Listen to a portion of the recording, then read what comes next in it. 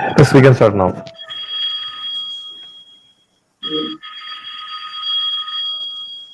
Indeed, it is not the year in our life that matters. Ah, It is the life in our ears. Greetings from University Engineering College and welcome everyone to super. the online Super ಅಲ್ಲ session How extend to ಆಗೋದು Plan ಮಾತಾಡೋದು for Startup and Legal ಇಲ್ಲ ಇಲ್ಲ and Ethical Steps, okay hosted by Universal Engineering College, organized by IEDC. Thank you everyone for joining us today. Universal Engineering College, affiliated to APJ Abdul Kalam Technological University, Kerala, was started in 2011 by a group of successful industrialists and business personalities to contribute back to the society. And its development realizing that only education can transform the society for a better living. Universal Family welcomes you all to the explosion of knowledge with speakers around the globe. Silence is prayer, prayer is faith, faith is love, love is service. The fruit of service is peace. Before we further advance into the day, it's part of our culture to seek the God's blessings. Before any of the important event, I request each one of you here to remain silent for a minute to seek the blessings.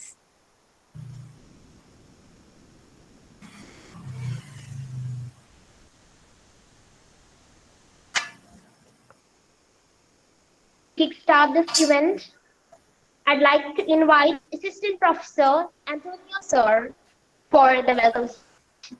So please. Yeah, thank you.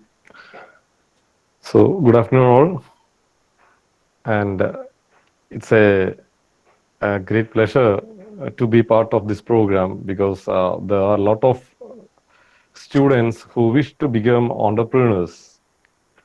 And since we are of a technical side, we are not much aware about the legal formalities of how to begin with in a startup or how to register a startup and how we need to progress forward.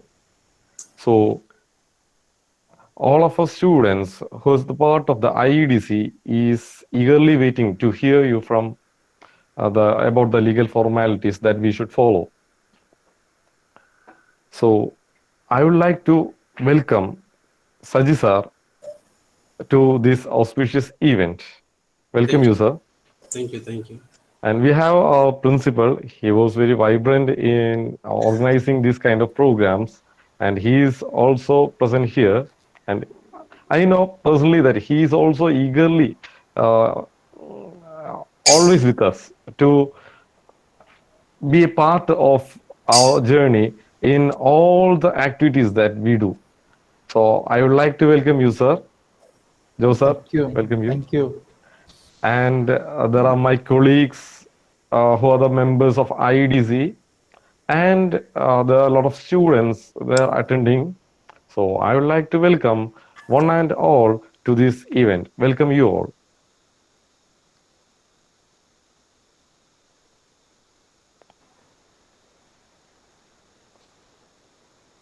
Thank you, sir. On behalf of all gathered here, we extend a warm welcome to Saji K. Thomas, sir, for this ceremony. He qualified in 1997 and was working with an MNC in Bangalore for 3 years. For more than 2 years, he was heading the finance department. During this time, the company went in for the foreign collaboration, hence got experience in FIPP approval procedures, inward remittance of capitals, preparation of various documents and presentations, one-time settlement of loan and advance with bank and financial institution, project preparation for the expansion of the plant and diversification of the company, study relevant in implementation of ERP, etc. March 2000 onwards, he has been practicing independent in the name Saji K. Thomas and Co. Chartered accountants, started in Kanhagad, district, and later on moved to Ernakulam in 2003. His professional engagements include audit, taxation, management consultancy, and project consultancy. Yes. Once again, we welcome you, sir. He Thank is a you. man of distinct vision. Thank you, sir. He is a man of distinct vision and a fountainhead of illuminating ideas, an idol of knowledge and experience, an inspiration to all of us.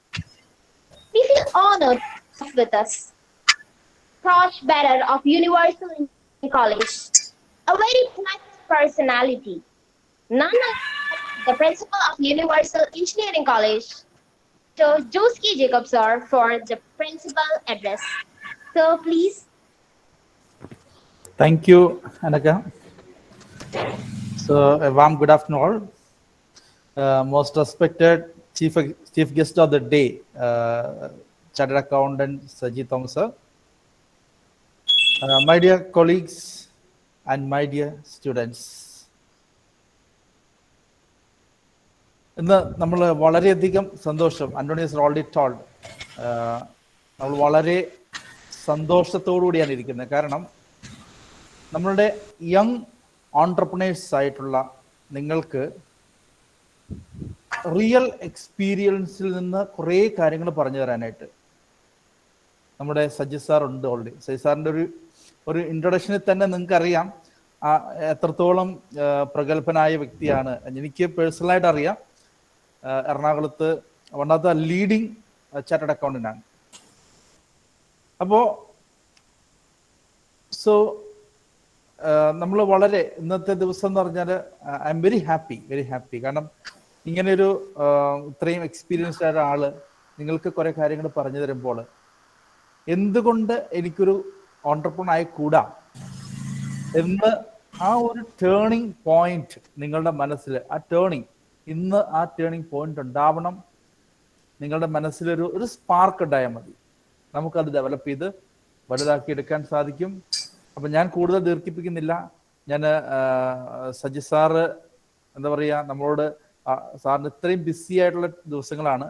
ആ BC ആയിട്ടുള്ള ടൈമിലും ഒരു 1 hour നമുക്ക് വേണ്ടി spend ചെയ്യുന്നതിന് പ്രത്യേകം thanks പറയുകയാണ്. And I wish all success to all my young entrepreneurs. Thank you very much. Thank you, sir. Now, without further ado, we will turn the time over to speaker K. Thomas, sir. Sir, please. Okay. Good afternoon to all of you. Okay, so we will start with just opening remarks I'll give, and thereupon I think it is better you ask your doubts, or if you have some other specific questions, I can answer. I'll try to answer to the best of my knowledge. If it is not possible, I will find the answer and I will let you know later. I mean, this is what only I can assure you, because it's a very vast field. If you just take into accounting and all this startup and all, there are a lot of questions that can be arising, and I don't think there will not be any one stop answer or solution for every questions. So what is startup? Nowadays, everybody is talking about startup. In the concept of, in the context of starting a business, or how to start a business, when you think as a startup, there is a few definition. It is there. Definition means not a book definition. The main concept, what the registration authorities or who are funding the startup, they are looking into two aspects of the startup. One is the unique concept. When you create an idea, it should be unique. It should not be a copy of something created by somebody, or a light improvement of something is already there, which will not be accepted as a startup in any place. That is one thing. Second thing is that you should have a good team, because technical knowledge along with the marketing, all these capabilities has to come together. So your concept should be strong, and you should have a team. Even one person can do it, but he has to have a good concept or knowledge about how the things are starting and going to implement it. If these two things are ready, you can always look for a startup venture. Basically, a unique idea, unique proposal should be there. And when we go into these details, initially, how to start a startup is the question. First, you can go to any so many places are there in Kerala or any place where you can incubate. You can go there. There will be some mentors or somebody available to you, and there you can put up your ideas and you can sharpen the ideas. Once you get the idea, correct formulation of the idea, then you can go for constituting the vehicle in which we have to take the startup. It can be either a company, a private limited company, or an LLP, or an association, or a trust. So many way we can take it. It basically depends upon the commercial model of the startup. If it is a pure business proposal, it is always better to take up a company format. If it is a social venture, it is always go into a charitable trust or a society, that kind of a format. So that you have to decide. And once you decide on this company or whatever format you want to go in, then the second step you have to do is that registration with the company ROC or whichever constitution under which you are going to register. Normally, I found company is the best way to do a registration in India. Private limited company is the best solution for starting a company. Then, before going into further details of the thing, you have to ensure a few things. One is founders agreement. Founders agreement is that the persons who are starting a startup really has to enter into an agreement. What are the areas they look into? What is their responsibility? What will be their share in the business? And if it is an intellectual property, IPR, then what should be the sharing ratio of that valuation? All those things we have to decide first. Otherwise, after some time, it will create a lot of confusions and conflicts. So, founders agreement is the first step you have to do. Then second thing is that your concept is ready, then you have to go for an this one, intellectual property registration. That is either you have a patent or you have a trademark. Basically, patent is for the products, and software and other technology things. If it is not a product, normally it is a trademark. So you have to ensure that, and you have to take a patent for the product, including the name. You have to take a trademark, because once the product is ready and you are going into the market, and if somebody comes with that name, it will be a problem for you to again rename and market it. So that is the second aspect of it. Third aspect, you should nominate a person as CEO who will be heading the organization and under whose direction the entire operations will be having. Then with registration, you also have to look into 2-3 important aspects. Which area to be registered? If it is a global market, then you may have to think of registering in Singapore or some other places where the tax benefit is more. But if it is a small project and if you are looking into India as a market initially, then you can register in India. Even in India, you have to just see which place will be better. In certain projects, Bangalore or Tamil Nadu may be a better place, and for some other things, Kerala may be better. So, looking into the project and product, you have to decide on where you have to get it registered. Then, depending upon the project, you have to study about the labor laws, environmental issues, then other legal compliances like PF, ESI, and all those things. You have to have an understanding before going into.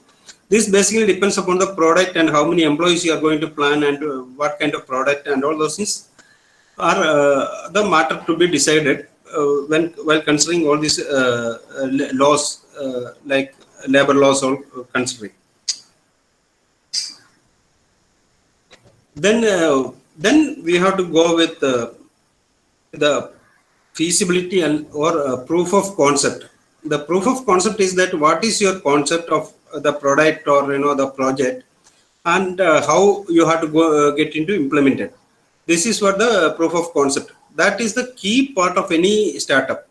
If your proof of concept is good, it will get a recognition from many agencies. If your proof of concept is not that well defined, it will be a problem, because all the persons really look into, when you are going for a presentation, you'll get a 10 to 15 minutes time for pitching, and where your proof of concept is really strong, the chances of you are getting registered is much higher.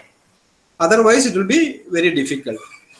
Then if you see, and other thing, one more thing you have to decide first itself is that where your product is going to place. Is it a business to business model, means you are giving to some other manufacturer or some other traders, or you are going to general customers. So this is the other point which you have to consider. Then registration for these startups, there are many registrations possible. One is with you can go to Innovation Council of with the Prime Minister's office. If it is a new project, they will give you the registration, and they will really take a lot of time and lot of presentation. And I think Jackfruit 365 got registration from Kerala, and one more company in Alapi or something got registration. Very few companies got registration in Prime Minister's Innovation Council, and thereupon Kerala Startup Mission is there in Kerala. And if you go to KSIDC, they have a startup where they will give you initial funding up to 25 lakhs, depending upon the project.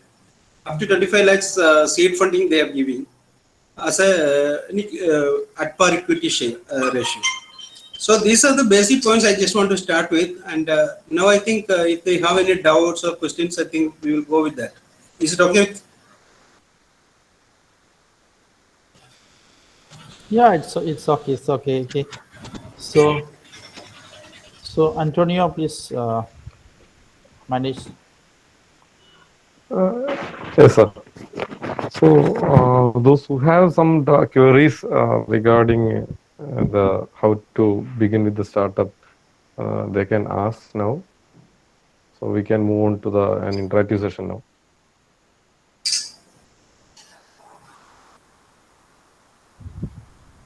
Hello, So you sir. can ask in Malayalam also. You can ask in ഒരു പ്രശ്നമില്ല, ഒരു പ്രശ്നമില്ല. Okay. ആ സാറേ, ഞാനും എൻ്റെ കുറച്ച് ടീമുമായിട്ട് എനിക്കൊരു സോഫ്റ്റ്വെയർ റിലേറ്റഡ് ആയിട്ടുള്ള ഒരു സ്റ്റാർട്ടപ്പ് തുടങ്ങുന്നുണ്ട്. ഒരു സോഫ്റ്റ്വെയർ റിലേറ്റഡ് ആയിട്ടുള്ള സർവീസ് ബേസ് ചെയ്തിട്ട്. അപ്പൊ അതിന് തൃശ്ശൂര് പോലത്തെ ഒരു സ്ഥലത്ത് അത് സ്റ്റാർട്ട് ചെയ്യണമെങ്കിൽ അതിന്റെ ലീഗലായിട്ടുള്ള കാര്യങ്ങൾ ഹാൻഡിൽ ചെയ്യേണ്ട ഒന്ന് സ്റ്റെപ്സ് പറഞ്ഞുതരും. അതാണ് ഞാൻ പറഞ്ഞത്. ആദ്യമായിട്ട് ഈ സോഫ്റ്റ്വെയർ എന്ത് ടൈപ്പാണ്, ആരെയാണ് ഇത് അഡ്രസ് ചെയ്യുന്നത് എന്നുള്ളതാണ് ഇതിന്റെ ഇമ്പോർട്ടൻസ്. ഏറ്റവും കൂടുതൽ ഇമ്പോർട്ടൻസ് ഇത് ഏത് സെഗ്മെന്റ് ആണ് നിങ്ങൾ അഡ്രസ് ചെയ്യുന്നത് എന്നുള്ളതാണ്. ബിസിനസ് ടു ബിസിനസ് ആണോ അതോ ബിസിനസ് ടു കസ്റ്റമർ ബേസ് ആണോ എന്നുള്ളതാണ് ആദ്യം നോക്കേണ്ടത്. ഇതിൽ ഏതാണ് ഐഡിയ, ഏത് ഇതിലോട്ടാണ് പ്ലാൻ ചെയ്യുന്നത് ഈ software? Business to customer. Okay, എന്ത് ടൈപ്പ് സോഫ്റ്റ്വെയർ ആണ്? ലൈക്ക് ജനറൽ കോളേജസിന് വേണ്ടിയിട്ട് പ്രൊവൈഡ് ചെയ്യുന്ന ഒരു സോഫ്റ്റ്വെയർ. ഓക്കെ, അപ്പൊ നിങ്ങൾ ആദ്യം നോക്കേണ്ട ഒരു കാര്യം എന്ന് പറഞ്ഞാൽ ഇതേപോലത്തെ ഒരു സിമിലർ സോഫ്റ്റ്വെയർ എവിടെയെങ്കിലും ഉണ്ടോ എന്നുള്ളതാണ് ആദ്യം ഐഡന്റിഫൈ ചെയ്യേണ്ടത്. സെയിം സോഫ്റ്റ്വെയർ ഓൾറെഡി ഉണ്ടെങ്കിൽ നിങ്ങൾ അതിനകത്ത് നിങ്ങളുടേതായ ഒരു ഇന്നോവേഷൻ എന്താണ്, may be artificial intelligence or പ്രോസസ്സിനെ കുറെ കൂടെ റെഡ്യൂസ് ചെയ്യുന്ന മറ്റു പല സോഫ്റ്റ്വെയറിനേക്കാൾ ചെയ്യുന്ന അങ്ങനെ എന്തെങ്കിലും നിങ്ങളുടെ ആ ഒരു കോൺസെപ്റ്റിന് എന്താണെന്നുള്ളതാണ് നിങ്ങൾ ആദ്യം ഐഡന്റിഫൈ ചെയ്യേണ്ടത്. നിങ്ങളുടെ ഒരു യൂണിക് പ്രൊഡക്റ്റ് ആകാൻ മറ്റുള്ളവരുടെ മുന്നിൽ നിങ്ങൾ പറയുമ്പോൾ മറ്റുള്ളതിനേക്കാൾ എന്തുകൊണ്ടാണ് നിങ്ങളുടെ സോഫ്റ്റ്വെയർ വ്യത്യസ്തമായിരിക്കുന്നത് പറയാനുള്ള ഒരു കേപ്പബിലിറ്റിയാണ് ആദ്യം കണ്ടെത്തേണ്ടത്. അത് നിങ്ങൾ ഐഡന്റിഫൈ ചെയ്ത് കഴിഞ്ഞാൽ ഫസ്റ്റ് സ്റ്റെപ്പ് നിങ്ങൾക്ക് ചെയ്യാവുന്നത് നിങ്ങൾക്കൊരു കമ്പനിയായിട്ട് രജിസ്റ്റർ ചെയ്യുകയാണ് ഏറ്റവും നല്ലത്. നിങ്ങൾ ഒരാൾ ഒറ്റയ്ക്കാണോ അതോ 2 പേരോ 3 പേരോ അങ്ങനെയാണോ ചെയ്യുന്നത്? ഒരു ടീമുണ്ട്. അങ്ങനെ ആകുമ്പോൾ ആദ്യം ചെയ്യേണ്ടത് ഒരു കമ്പനിയായിട്ടാണ് രജിസ്റ്റർ ചെയ്യേണ്ടത്. കമ്പനിയായിട്ട് രജിസ്റ്റർ ചെയ്ത് കഴിഞ്ഞാൽ ഗുണം എന്താണെന്ന് വെച്ച് കഴിഞ്ഞാൽ നിങ്ങൾക്ക് നിങ്ങളുടെ ഷെയർസ് എല്ലാം ആദ്യം തന്നെ ഡിറ്റർമിൻ ചെയ്യാൻ പറ്റും. നാളെ കഴിഞ്ഞ് ഒരാൾക്ക് പോകണമെങ്കിൽ പോലും മറ്റൊരാൾക്ക് ഷെയർ മേടിക്കാനോ വിൽക്കാനോ വാല്യുവേഷനോ ഇങ്ങനെയുള്ള പല കാര്യങ്ങൾക്ക് സൗകര്യം ഇതാണ്. കൂടാതെ കമ്പനികളിൽ മാത്രമാണ് ഇൻവെസ്റ്റേഴ്സ് ഇപ്പോൾ ഫണ്ട് ചെയ്യുന്നുള്ളൂ. LLP അങ്ങനെയുള്ള ഇതിലോട്ടൊന്നും ആരും ഇനീഷ്യലി ഫണ്ട് ചെയ്യാറില്ല. അല്ലെങ്കിൽ അതേപോലെ നല്ലൊരു കോൺസെപ്റ്റും കാര്യങ്ങളാണെങ്കിൽ മാത്രമാണ് അതിലേക്ക് ഫണ്ടിങ് ആയിട്ട് വരാറുള്ളൂ. നിങ്ങൾക്ക് സ്വന്തമായിട്ടാണോ നിങ്ങൾ ഫണ്ടിങ് ഉദ്ദേശിക്കുന്നത് അതോ മറ്റുള്ളവരിൽ നിന്ന് ഫണ്ട് എടുക്കാൻ ഉദ്ദേശിക്കുന്നുണ്ടോ? ഇനീഷ്യൽ ഡെവലപ്മെന്റ് കോസ്റ്റ് ഒക്കെ ഞങ്ങൾ സ്വയം എടുത്തിട്ട് പിന്നെ അങ്ങനെ മൂവ് ഓൺ ചെയ്യുന്ന രീതിയിലാണ്. അപ്പൊ അത് ഇൻവെസ്റ്റേഴ്സിന് താല്പര്യം ഉണ്ടെങ്കിൽ ഇൻവെസ്റ്റ് ചെയ്യാം. ഓക്കെ, അങ്ങനെ ഒരു സ്റ്റേജ് നിങ്ങൾക്ക് ആക്ച്വലി സോഫ്റ്റ്വെയർ പ്രത്യേക രജിസ്ട്രേഷനോ ലൈസൻസിൻ്റെ ഒന്നും ആവശ്യമില്ല. നിങ്ങൾക്ക് സ്വയം നിങ്ങൾക്ക് ആ ഇൻവെസ്റ്റ് ചെയ്യുന്ന പൈസ ഉണ്ടെങ്കിൽ നിങ്ങൾക്ക് നേരെ തുടങ്ങാം. ഒരു സോഫ്റ്റ്വെയർ തുടങ്ങി ഒരു സ്റ്റേജിൽ എത്തിച്ചതിന് ശേഷം നിങ്ങൾക്ക് രജിസ്ട്രേഷനെ പറ്റി മറ്റു കാര്യങ്ങളെ പറ്റി ആലോചിക്കുന്നതായിരിക്കും ഇച്ചിരി നല്ലത്. നിങ്ങൾക്ക് എപ്പോഴാണ് പബ്ലിക്കിന്റെ ഫണ്ട് ആവശ്യമുള്ളത് ആ സമയത്താണ് ശരിക്കും രജിസ്ട്രേഷൻ ആവശ്യമുള്ളത്. അല്ലെങ്കിൽ നിങ്ങൾ എന്നാണ് മാർക്കറ്റ് ചെയ്യാൻ ഉദ്ദേശിക്കുന്നത് ആ ഒരു സമയത്ത് മാത്രമാണ് നിങ്ങൾക്ക് രജിസ്ട്രേഷന്റെ ആവശ്യമുള്ളൂ. ഓക്കെ. അപ്പൊ സാർ ഇതിനോട് അനുബന്ധിച്ചൊരു ചോദ്യം കൂടി, നമ്മളിപ്പോ രജിസ്റ്റർ ചെയ്യേണ്ടത് എവിടെയായിരിക്കും നമ്മൾ രജിസ്റ്റർ ചെയ്യേണ്ടത്? രജിസ്റ്റർ ചെയ്യുന്ന ബേസിക്കലി നിങ്ങൾ രജിസ്റ്റർ ഓഫ് കമ്പനീസിലെ കമ്പനി ആയിട്ടാണ് രജിസ്റ്റർ ചെയ്യേണ്ടത്. അത് കഴിഞ്ഞിട്ട് നമുക്ക് കേരള സ്റ്റാർട്ടപ്പ് മിഷൻ ഉണ്ട്, അല്ലെങ്കിൽ പ്രൈം മിനിസ്റ്റേഴ്സ് ഇന്നോവേഷൻ കൗൺസിൽ ഉണ്ട്. ഇവിടെ 2 സ്ഥലത്താണ് നമുക്ക് ബേസിക്കലി രജിസ്റ്റർ ചെയ്താൽ കുറെ അഡ്വാൻറ്റേജ് കിട്ടുന്നത്. ഈവൻ KSIDC നമ്മൾ രജിസ്റ്റർ ചെയ്തിട്ട് അവരുടെ സ്റ്റാർട്ടപ്പ് ഫണ്ട് എടുക്കുവാണെങ്കിൽ അവരുടെ ഒരു ഇനീഷ്യൽ ഫണ്ടിങ് ഉണ്ട്, അവർക്ക് 25 ലക്ഷം വരെ ഞാൻ നേരത്തെ പറഞ്ഞിരുന്നു. ആ ഒരു ഫണ്ടിങ് എടുക്കുന്നുണ്ടെങ്കിൽ നിങ്ങൾക്ക് കുറെ ആമസോണിന്റെ വെബ്സൈറ്റ് കുറെ ഫ്രീ കിട്ടും, 1 വർഷത്തെ ഫ്രീ സബ്സ്ക്രിപ്ഷൻ, കുറെ സോഫ്റ്റ്വെയർസ് ആൻഡ് ലൈസൻസ് ഒക്കെ കിട്ടും. അങ്ങനെ കുറച്ച് അഡ്വാൻറ്റേജസും കൂടെ ഉണ്ട്. പക്ഷെ ആദ്യം ഒരു കമ്പനി ആയിട്ടാണ് നമ്മൾ രജിസ്റ്റർ ചെയ്യേണ്ടത്. അതിനുശേഷം ആ കമ്പനീനെയാണ് എന്താണോ നമ്മൾ കൊണ്ടുപോകുന്നത് അതിനെയാണ് പിന്നീട് നമ്മൾ സ്റ്റാർട്ടപ്പ് മിഷനിലോ അല്ലെങ്കിൽ മറ്റ് സോഫ്റ്റ്വെയർ പാർക്കുകൾ ഇങ്ങനെ പല സ്ഥലത്ത് അത് നമ്മുടെ പ്രോഡക്റ്റിനെ ബേസ് ചെയ്തിട്ടാണ് നമുക്ക് രജിസ്റ്റർ ചെയ്യാൻ പറ്റുന്നത്. അതുപോലെ സാർ ഈ KSIDCയിൽ ഇപ്പൊ ഈ 25 lakhs നമുക്ക് സീഡ് മണി കിട്ടുമല്ലോ. അതെ. അപ്പൊ അതില് വേറൊരു കാര്യം കേട്ടേക്കുന്നത്, നമ്മള് 1 year കഴിയുമ്പോൾ നമ്മള് അവരുടെ ഒരു ഷെയർ എന്ന് പറയുന്നത് ഒരു 49% നമ്മൾ എത്തിക്കണം എന്ന് പറഞ്ഞു കേട്ടിട്ടുണ്ട്. അങ്ങനെയല്ല അവർ ചെയ്യുന്നത്. 25 lakhs ആണ് അവർ ഇൻവെസ്റ്റ് ചെയ്യുന്നതെങ്കിൽ അവർ 50% അറൌണ്ട് 50% മാത്രമാണ് അവർ ഇൻവെസ്റ്റ് ചെയ്യുള്ളൂ KSIDC. പിന്നെ പ്രോജക്റ്റിനെ ഡിപ്പെൻഡ് ചെയ്തിട്ട് പ്രോജക്റ്റ് വളരെ നല്ലതാണെങ്കിൽ അവർ അതിൽ കൂടുതൽ ഫണ്ട് ചെയ്യും. പക്ഷേ 25 ലക്ഷം അവരുടെ മാക്സിമം ലിമിറ്റ് ആണ്. അതിനുശേഷം അവർ പറയുന്നത് എന്താ വെച്ചാൽ KSIDCയുടെ ഒരു അഡ്വാൻറ്റേജ് എന്താണെന്ന് വെച്ച് കഴിഞ്ഞാൽ അവർ നമുക്ക് 2 years ടൈമാണ് ടോട്ടലി തരുന്നത്. അതിനകത്ത് നമുക്ക് ഡിസൈഡ് ചെയ്യാം അതിന് ലോണായിട്ട് കൺവേർട്ട് ചെയ്യണോ ക്യാപിറ്റലായിട്ട് കൺവേർട്ട് ചെയ്യണോ എന്നുള്ളത്. ആദ്യം ക്യാപിറ്റലായിട്ട് എടുക്കുന്നെങ്കിലും 2 years ടൈമിൽ നമ്മുടെ പ്രോജക്റ്റ് നന്നായിട്ട് പോകും, നമുക്ക് ഈ ഫണ്ട് അടച്ചു തീർക്കാൻ പറ്റുമെന്നുണ്ടെങ്കിൽ നമുക്ക് we can just convert it into A loan at 4% interest. ഇപ്പോഴത്തെ റേറ്റിൽ 4% ആണ്. 4% അടച്ചു തീർത്ത് കഴിഞ്ഞാൽ നമുക്ക് എൻ്റെ നമ്മുടെ ഷെയർ ഹോൾഡിംഗ് ആയിട്ട് വരും. കാരണം അവർ പ്രീമിയം തരില്ല നമുക്ക് ഷെയർ എടുക്കുന്ന സമയത്ത്. സോ അതുകൊണ്ടാണ് അവർ ഇങ്ങനെ ഒരു ലീവ് അവേ നമുക്ക് തന്നിരിക്കുന്നത്. നമ്മളിപ്പോൾ 25 ലക്ഷം എടുത്തു കഴിഞ്ഞാൽ വി ക്യാൻ പേ ഓഫ് 25 ലക്ഷം ഒന്നിച്ച് അങ്ങോട്ട് അടച്ചു തീർത്ത് എൻ്റെ അവരെ റിലീസ് ചെയ്യാം. എന്നിട്ട് കമ്പനി നമുക്ക് കൊണ്ടുനടക്കാനും പറ്റും. So this gap you will get for 2 years. I think ആ ഡിസിഷൻ നമ്മൾ 1 വർഷത്തിനുള്ളിൽ എടുത്തിട്ട് അവരോട് പറയണം. എന്നിട്ട് 2 വർഷത്തെ സമയം കിട്ടും നമുക്കിത് കണ്ടിന്യൂ ചെയ്യാൻ. അതാണ് അതിന്റെ ഒരു. ഇപ്പൊ നമ്മൾ ലോൺ ആയിട്ട് കൺവേർട്ട് ചെയ്താൽ നമുക്ക് എത്ര ടേം ആയിരിക്കും വരിക? ഇല്ല, ലോൺ അവരെനിക്ക് തോന്നുന്നു അധികം സമയം തരില്ല. നമ്മൾ ഡിസൈഡ് ചെയ്ത് കഴിഞ്ഞാൽ ഇമ്മീഡിയറ്റ് ആയിട്ട് നമ്മൾ അടച്ചു തീർക്കേണ്ടി വരും. ഓക്കെ. പക്ഷെ നമുക്കൊരു അഡ്വാൻറ്റേജ് 1 വർഷത്തേക്ക് അല്ലെങ്കിൽ 2 വർഷത്തേക്ക് ഫണ്ട് നമുക്ക് അവൈലബിൾ ആണ്. അപ്പൊ നമുക്കതൊന്ന് ഇമ്പ്രൂവ് ചെയ്ത് ഇത് കഴിഞ്ഞിട്ടാണ് നമുക്ക് ഇമ്പ്രൂവ് ചെയ്യാൻ എളുപ്പം കിട്ടും. കാരണം നമുക്കൊരു ഫണ്ട് കിട്ടി നമ്മൾ ഇദ്ദേഹത്തെ മാർക്കറ്റിനെ പറ്റി ഒരു ഐഡിയ കിട്ടി കഴിഞ്ഞാൽ നമുക്കറിയാം. പിന്നെ നമുക്ക് വേറെ എവിടെയെങ്കിലും ഫണ്ട് എടുത്താലും നമുക്കിത് വിറ്റ് കാശ് ഉണ്ടാക്കാൻ പറ്റുന്ന ഉറപ്പുണ്ടെങ്കിൽ നമുക്ക് KSIDCയിൽ ലോൺ അടച്ചു തീർക്കാം. സോ എൻ്റെ ക്യാപിറ്റൽ ഈസ് വിത്ത് us. ആ ഒരു അഡ്വാൻറ്റേജ് ആണ് അതിനാണ്. അതുപോലെ സാർ നമ്മളിപ്പോ ജോയിന്റ് വെഞ്ചർ അല്ല, ഒരു സിംഗിൾ ഇതാണ്. അതുപോലെ നമ്മളൊരു B2B ആണെങ്കിലോ, ബിസിനസ് ടു ബിസിനസ് വരുവാണെങ്കിൽ? അല്ല, ബിസിനസ് ടു ബിസിനസ് ആണെങ്കിലും B2C ആണെങ്കിലും രണ്ടും വ്യത്യാസമൊന്നുമില്ല. B2Bക്കാണ് കൂടുതൽ പ്രിഫറൻസ് കിട്ടുക നമുക്ക്. B2B ആകുമ്പോഴത്തേക്ക് നമുക്ക് ഇപ്പം like I am developing software and Microsoft is going to my customer, അല്ലെങ്കിൽ അവർക്ക് അവരുടെ പർട്ടിക്കുലർ പ്രോജക്റ്റിലേക്ക് ഇതിന് ഉപയോഗിക്കാൻ പറ്റുന്നതാണ്, അല്ലെങ്കിൽ ഒരു ടാറ്റയുടെ കാറിന് ഉപയോഗിക്കാൻ പറ്റുന്ന ഒരു പ്രത്യേക ഡിവൈസ് ആണെന്നൊക്കെ പറയുമ്പോഴത്തേക്കും മാർക്കറ്റിനെ പറ്റി കൂടുതൽ ഒരു അവയർനെസ് കിട്ടും നമുക്ക് ഇൻവെസ്റ്റേഴ്സിന്റെ അടുത്ത്. അതിന് വരെ നമ്മളിപ്പോ B2C പോകുമ്പോൾ എത്ര കസ്റ്റമേഴ്സ് മേടിക്കുന്നുള്ളതിനെ പറ്റി നമുക്ക് പ്രിഡിക്റ്റ് ചെയ്യാൻ പറ്റില്ല. അത് പ്രൈസ് സെൻസിറ്റീവ് ആണ്, അത് മാർക്കറ്റിനെ ഡിപ്പെൻഡ് ചെയ്തിരിക്കും. അങ്ങനെ പല പല കാര്യങ്ങളുണ്ടല്ലോ. നമ്മൾ ഓരോ കസ്റ്റമറിന്റെയും പ്രൈസിങ് പല ആസ്പെക്റ്റിനെ ഡിപ്പെൻഡ് ചെയ്തിരിക്കും കസ്റ്റമർ ഇത്. അപ്പോൾ നമ്മൾ പ്രൊസീജിയർ സെയിം ആണ്, അതായത് ഇൻവെസ്റ്റർ ആസ്പെക്ട് മാറ്റി കഴിഞ്ഞാൽ പ്രൊസീജിയർ സെയിം തന്നെയാണ്. പ്രൊസീജിയർ സെയിം ആണ്. Okay sir, thank you.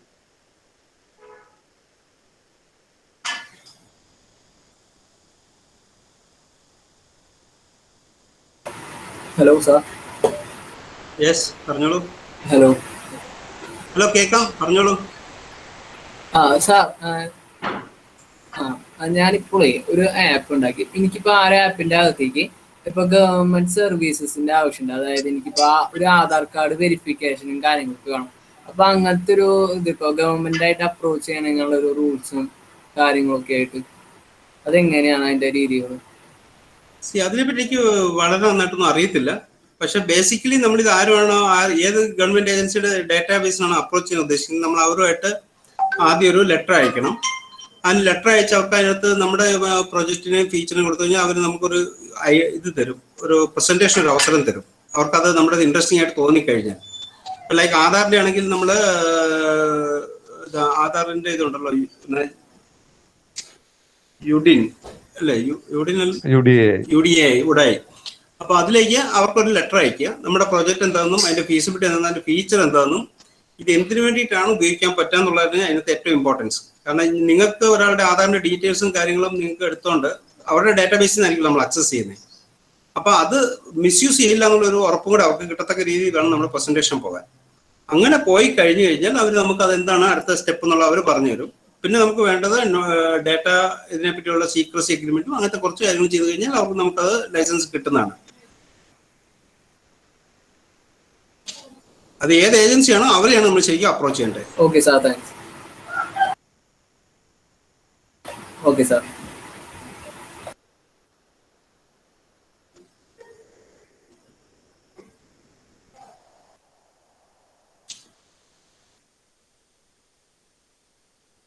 Sir, cost of company registration. എന്തായിരുന്നു? Cost of company registration.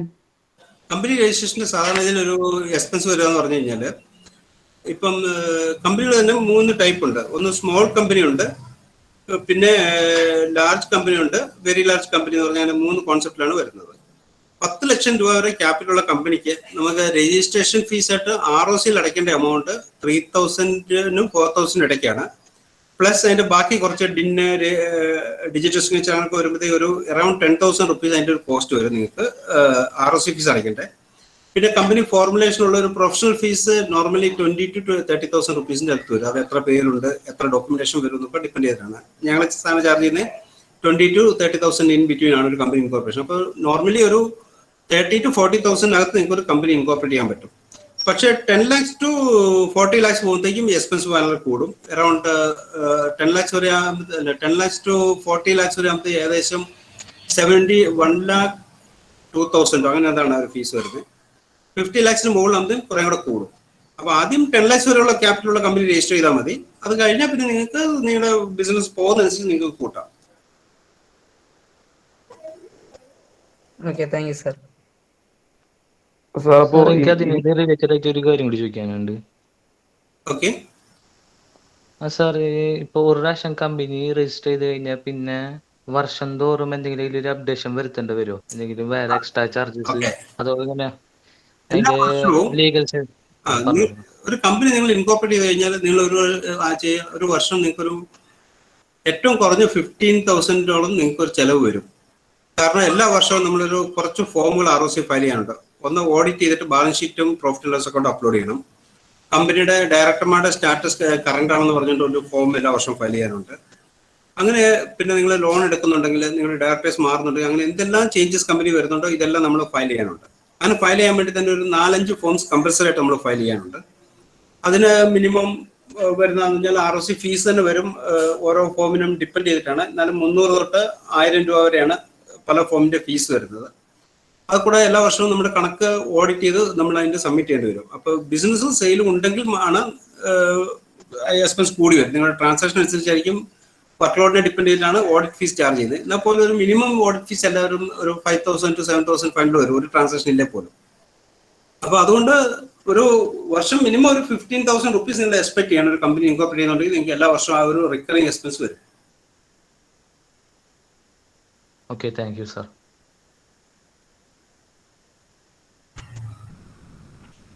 Sir അതുപോലെ നമ്മുടെ ഇപ്പൊ സ്റ്റുഡന്റിന്റെ ഒരു സൈഡിൽ നിന്ന് നമ്മൾ നോക്കുവാണെങ്കിൽ അവർ പഠിക്കുന്ന സമയത്ത് ഒരു സ്റ്റാർട്ടപ്പ് കൊണ്ടുവരാം എന്നുള്ളൊരു ആഗ്രഹമൊക്കെ ഉള്ളവരുണ്ടാവും. അപ്പൊ അവർക്ക് ഇപ്പൊ സാർ പറഞ്ഞ പോലെ ഒരു 40,000 അല്ലെങ്കിൽ 30,000 ആ ഒരു എമൗണ്ട് എന്ന് പറയുമ്പോഴത്തേക്ക് അതൊരു വലിയൊരു എമൗണ്ട് ആയിട്ടായിരിക്കും ആ ഒരു സമയത്തുള്ള ഒരു ഫീല്. നമുക്ക് ചെറിയ ഒരു എമൗണ്ടിൽ നമുക്ക്, അതായത് വലിയൊരു ടേൺ ഓവർ ഉള്ള ഒരു കമ്പനി ഒന്നും ആയിരിക്കില്ല, ജസ്റ്റ് ഒരു ബിഗിനിങ് ഫേസ് എന്നുള്ള രീതിയിൽ നമുക്ക് എന്തെങ്കിലും അങ്ങനെ ഒരു ചെയ്യാനായിട്ട് പറ്റുമോ? അങ്ങനെ ചെയ്യാൻ പറ്റുന്ന നിങ്ങൾ രജിസ്ട്രേഷൻ ആസ്പെക്ടോട് പോകാതിരിക്കുക. നിങ്ങൾ ആദ്യം നിങ്ങളുടെ കോൺസെപ്റ്റ് കറക്റ്റ് ആയിട്ട് ചെയ്യുക. നിങ്ങളുടെ വർക്ക് ഇതെടുക്കുക. നിങ്ങളുടെ ആ ഒരു എന്താണ് പ്രോജക്റ്റ് എന്നുള്ളത് ചെയ്യുക. ആ ഇതിനെ ചെയ്തിട്ട് നിങ്ങളുടെ ഒരു പ്രോട്ടോടൈപ്പ് പോലെ നിങ്ങൾ സ്വന്തം എക്സ്പെൻസ് ചെയ്യുക. അപ്പൊ നിങ്ങൾക്ക് ആ സമയത്ത് നിങ്ങൾക്ക് വേറെ എക്സ്പെൻസ് ഒന്നും വരുന്നില്ല, അതിനുവേണ്ടി മാത്രമുള്ള ഒരു എക്സ്പെൻസ് വരുന്നുള്ളൂ, നിങ്ങൾ ചെയ്യുന്ന കാര്യങ്ങൾ കൂടെ ചിലവ് മാത്രമേ വരുന്നുള്ളൂ. സോ വെൻ യു റിയൽ നമ്മളൊരു ഐഡിയ നമുക്ക് വളരെ കൺസോൾട്ടായിട്ട് നമുക്കൊരു ഐഡിയ കിട്ടിയത് കൊണ്ട് നമുക്ക് മുന്നോട്ട് പോയാൽ നമുക്ക് മാർക്കറ്റ് ചെയ്ത് വിജയിക്കാൻ പറ്റുമെന്നുള്ള സമയത്താണ് നിങ്ങൾ മറ്റു രജിസ്ട്രേഷനെ പറ്റി ആലോചിക്കുന്നത്. ഇവിടെ പലപ്പോഴും സംഭവിക്കുന്നത് ഞാൻ കണ്ടിരുന്നത് സ്റ്റാർട്ടപ്പ് എന്ന് പറയുന്ന ഒരു കോൺസെപ്റ്റായിട്ട് വരും, ആദ്യം പൈസ മേടിക്കാൻ നോക്കുന്ന ആൾക്കാരാണ് കൂടുതലുള്ളത്.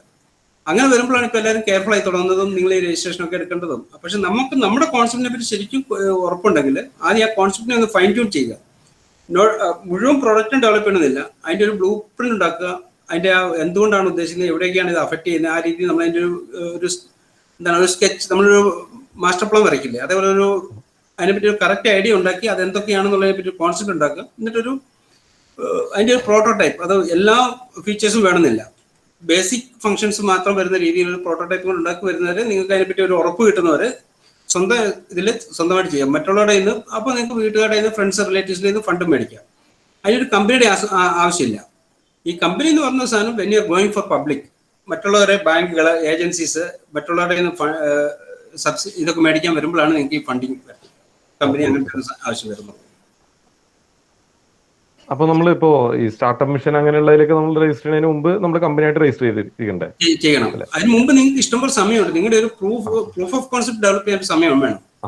അത് ആദ്യം നിങ്ങൾ കറക്റ്റ് ആയിട്ട് ചെയ്തു വെക്കുക. അതിനകത്ത് നിങ്ങൾ ഒരു മാർക്കറ്റ് സ്റ്റഡി നടത്തണമെങ്കിൽ ഇതുകൊണ്ട് വേറെ പ്രോഡക്ട്സ് ഉണ്ടോ എന്ന് അന്വേഷിക്കുക, നമ്മുടെ എന്തൊക്കെയാണ് ഫീച്ചർ എന്നറിയുക, ഇത് എന്തുകൊണ്ടാണ് മറ്റുള്ളതിനേക്കാളും വളരെ ബെറ്ററായി നമ്മുടെ പെർഫോം ചെയ്യുക എന്നുള്ളതിനെ പറ്റി ഒരു ഐഡിയ ഉണ്ടാക്കുക. ഇതിനാണ് ശരിക്കും സമയം എടുക്കുന്നത്. മറ്റു പലപ്പോഴും നമ്മൾ എനിക്കറിയാവുന്ന കുറെ കേസുകളുണ്ട്, നമ്മൾ ചെയ്തങ്ങോട്ട് ചെല്ലുമ്പോഴത്തേ അറിയാം ഇതേപോലത്തെ ഒരു 100 പ്രോഡക്ട്സ് ഉണ്ടാവും മാർക്കറ്റിൽ. അതെ അതെ. അതുപോലെ സാറേ വേറൊരു കാര്യം, നമ്മളിപ്പോ ഈ പ്രൊഡക്റ്റ് സ്പെസിഫിക് ആയിട്ട് നമ്മൾ പോകുമ്പോഴത്തേക്കും നമുക്കിപ്പോ സ്റ്റാർട്ടപ്പ് മിഷന്റെ ആണെങ്കിൽ നമുക്ക് ഒരുപാട് സപ്പോർട്ടുകളെല്ലാം കിട്ടാറുണ്ട്. അവിടെ വേണമെങ്കിൽ അവരുടെ ഒരു സ്പേസിൽ നമുക്ക് ഇൻക്യുബേറ്റ് ചെയ്യാം. പക്ഷെ സർവീസ് ഓറിയന്റഡ് ആയിട്ട് പോകുമ്പോഴത്തേക്കും ഒരു ബുദ്ധിമുട്ടുണ്ട്. അപ്പൊ നമ്മൾ അതിനെങ്ങനെ അപ്രോച്ച് ചെയ്യണം? സർവീസ് ഓറിയന്റഡ് എന്ന് പറഞ്ഞു കഴിഞ്ഞാൽ എന്താണ് ഉദ്ദേശിക്കുന്നത്? ലൈക്ക് ഞാൻ പറഞ്ഞ നിങ്ങൾ സോഫ്റ്റ്വെയർ അങ്ങനത്തെ ആസ്പെക്ട്സിലാണ് പറയുന്നത്? സോഫ്റ്റ്വെയർ ആസ്പെക്ട്സിൽ സോഫ്റ്റ്വെയർ ആസ്പെക്ട്സിലും അങ്ങനെ ഒരു ഇതില്ല. നമ്മുടെ പ്രൊഡക്റ്റ് എന്ന് പറഞ്ഞു കഴിഞ്ഞാൽ ആ സോഫ്റ്റ്വെയർ എന്തിനാണ് അഡ്രസ് ചെയ്യുന്നത് എന്നുള്ളത് നമ്മൾ കറക്റ്റ് ആയിട്ട് കണ്ടുപിടിക്കും. ഈ സോഫ്റ്റ്വെയർ മാർക്കറ്റിൽ ഒരു വലിയ പ്രശ്നം ഞാൻ കണ്ടത്, അതേപോലെ ഇന്നോവേറ്റീവ് ഐഡിയ ആണെങ്കിൽ എടുക്കാൻ ഇഷ്ടംപോലെ ആൾക്കാരുണ്ട്. പക്ഷെ നമ്മൾ കാണുന്ന നമ്മൾ ഇന്നോവേറ്റീവ് ആണെന്ന് പറഞ്ഞ് പോയി മാർക്കറ്റിലോട്ട് ആദ്യം നോക്കിയാലൊന്നും കിട്ടില്ല. നമ്മൾ ചെയ്തൊരു കുറച്ച് സ്റ്റേജ് അങ്ങോട്ട് ചെല്ലുമ്പോഴത്തേക്കും ഇതേപോലെ കുറെ ഒന്നിച്ച് മാർക്കറ്റിലുണ്ടാവും. അതാണ് അതിനകത്ത് ഞാൻ കാണുന്ന ഒരു പ്രശ്നം. മറ്റൊരു പ്രൊഡക്റ്റ് എന്ന് പറഞ്ഞാൽ റോബോട്ട് ഉണ്ടാക്കുകയാണെന്ന് പറഞ്ഞാൽ വളരെ യൂണിക് ആയിരിക്കും നമ്മുടെ കയ്യിൽ. പക്ഷെ ഒരു സോഫ്റ്റ്വെയർ ഈ ഫംഗ്ഷൻ ഉള്ളത് ചിലപ്പം നിങ്ങളൊരു ബാങ്കിങ് സോഫ്റ്റ്വെയർ ഉണ്ടാക്കുകയാണെങ്കിൽ മേ ബി 1-2 ആസ്പെക്ട് ഒഴിവാക്കി കഴിഞ്ഞാൽ ബാക്കിയെല്ലാം വേറെ കുറെ സോഫ്റ്റ്വെയർ ഉണ്ടാവും. നമ്മുടെ 1-2 ഫീച്ചർ ആണെങ്കിൽ ചിലപ്പോൾ എക്സ്ട്രാ ഉണ്ടാകാം. അപ്പോൾ അവിടെ നമ്മൾ ഇതിന് ഒരിക്കലും ഞാൻ പറഞ്ഞ ഫണ്ടിങ്ങിനോ അല്ലെങ്കിൽ വേറെ ഒന്നും ഒരു പ്രശ്നം വരില്ല. പക്ഷെ അതിന്റെ യൂണിക്നെസ് നമുക്ക് ഇൻവെസ്റ്ററെ ബോധ്യപ്പെടുത്താൻ പറ്റണം ആൻഡ് ആ മാർക്കറ്റ്. Okay sir.